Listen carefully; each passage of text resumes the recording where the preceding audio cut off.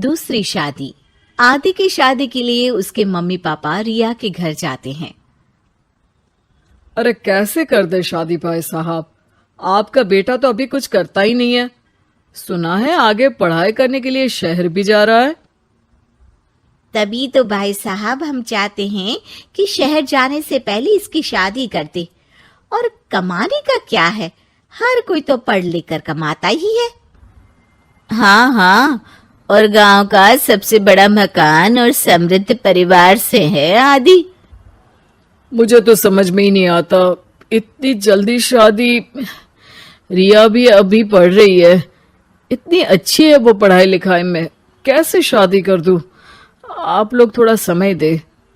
आदि के माता पिता घर चले जाते हैं, जहां आदि के पिता कहते हैं, अरे भाग्यवान, मुझे तो समझ ही नहीं आ रहा कि तू क्यों इतनी जल्दी आदि की शादी करवाना चाहती है। पढ़ लिख कर कमाई धमाई करने लायक हो जाए तो फिर कर देना शादी। अरे आप चुप रहिए। रिया जैसी लड़कियों के लिए शादी के रिश्तों की कमी है क्या? इतनी सुंदर, संस्कारी, पढ़ी लिखी और अच्छी परवरिश वाली लड़की है वो। मैं तो छोड़ ही नहीं सकती ये रिश्ता किसी भी कीमत में। बता दे रही हूँ, रिया की शादी आदि से ना कराई ना तो मैं जहर खाकर जान दे दूंगी। पूरे गांव में नाम है उन लोगों का, नौकर चाकर कितने लगे हैं उनके घर में। अरे मेरी बेटी तो राज करेगी, राज। और इस तरह ना चाहते हुए भी रिया की शादी आदि से हो जाती है। अरे बेटी, ये ले तेरी किताबें, पढ़ाई बिल्कुल ना छोड़ना। तू तो मेरी गर्व करने वाली बहू है, बड़ा नाम है तेरा गांव में। हाँ, आखिर पसंद किसने किया है रिया को आदि के लिए?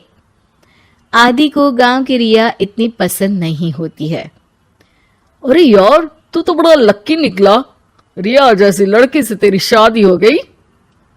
अरे लक्की की क्या बात है, वो भी तो मेरे जैसे लड़के की बीवी बनकर किस्मत वाली बनी है ना।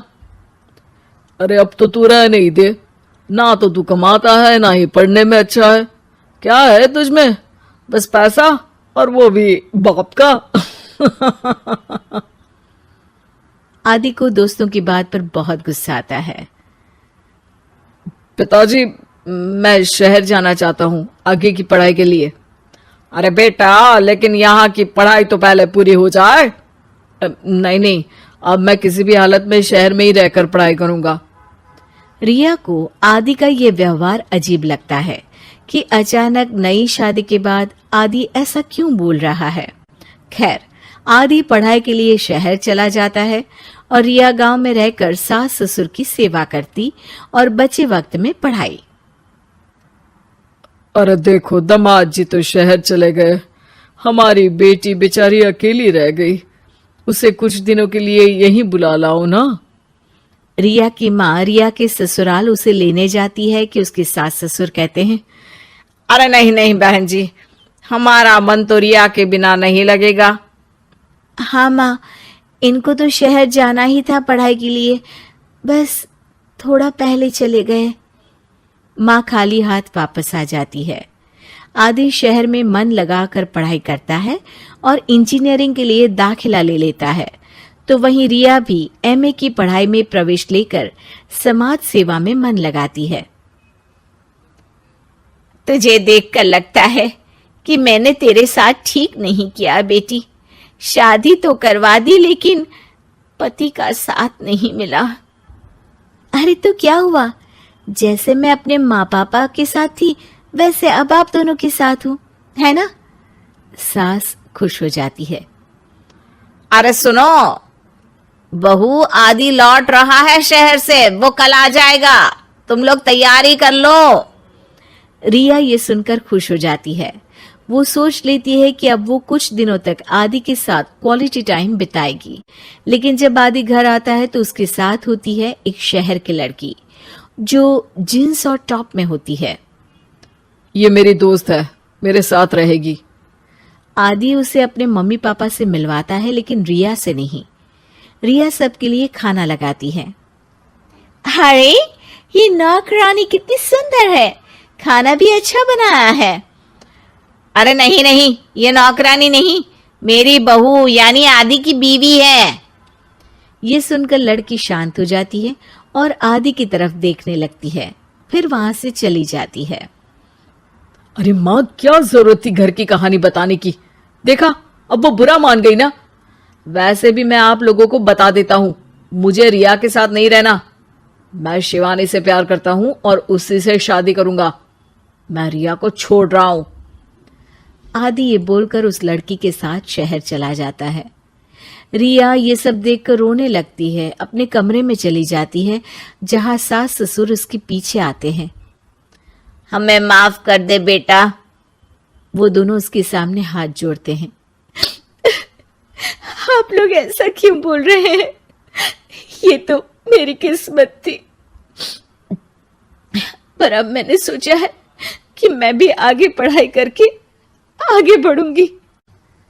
रिया पढ़ाई लिखाई करके पूरे जिले की कलेक्टर बनती है। आदि उसे छोड़कर शिवानी से शहर में ही शादी कर लेता है।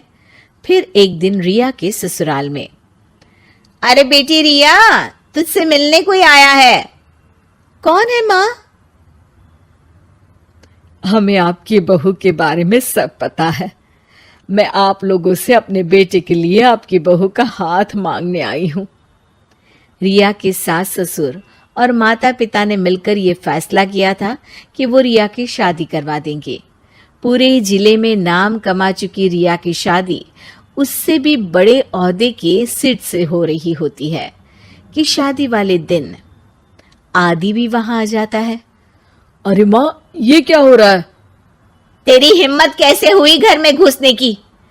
पूरे गांव में हम लोगों की नाक कटा अकेला छोड़ गया था एक लड़की के लिए, अब क्या लेने आया है? माँ, वो लड़की ठीक नहीं निकली, उसने मुझे धोखा दे दिया। माँ, मैं रिया की कीमत समझ चुका हूँ। अरे इतने बड़े जिले की कलेक्टर है वो।